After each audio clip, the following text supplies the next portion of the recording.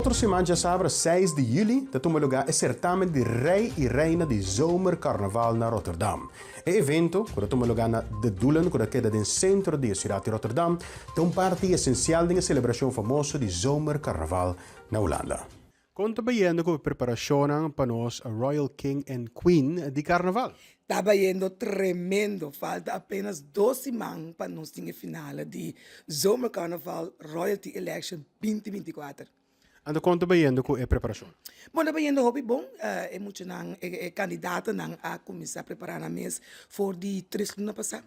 E aí estava na primeira secção que será conhecido curado, que a minha tinha um bootcamp, que a minha será assim também. Que a minha de coisa de full swing, muito na preparar a mesa, hobby bom. Naturalmente não está nada fácil, so tenho que fazer um carnaval show, tenho que apresentar o mês, tenho que trazer a apresentação, o pai and all on. E hobby de nada estudante, qual tá buta que está dernaste também, não tenho assim, pero tremendo. Quantos participantes nós temos? Bom, aqui nós temos 5 participantes, ou mais ou menos que o ano passado. Nós temos 3 reinas a participar e 2 king. King and queen, essa é a eleição. Tá? Então, o que nós espera de dia mesmo?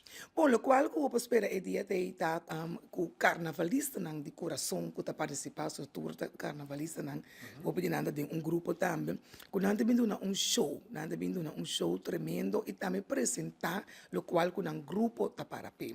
É difícil para nós para apresentar para domingo o carnaval que mendi não saco hey é druk op pensar turene de bimpawana um show num grupo de carnaval que mendi para verwacht custo totalmente wow. Que dia na nos põe a carte? Já sabe, 6 de julho, na De Doelen, na Rotterdam, que está 3 minutos na Centraal Station. E na show bij Tumaluka, mis coisas que ano passar.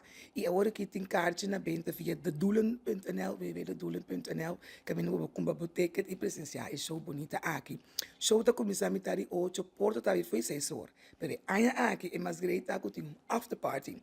De 10 horas para 16 horas tem um after party com DJ, com MC, que mendi nós também assim gezelligheid depois da eleição. Dus vai um tremendo dia. E também está tremendo dia, e também está beleving, para bini, para começar a feel, para ter a feeling de zomercarnaval, para preparando para o dia 27 de julho.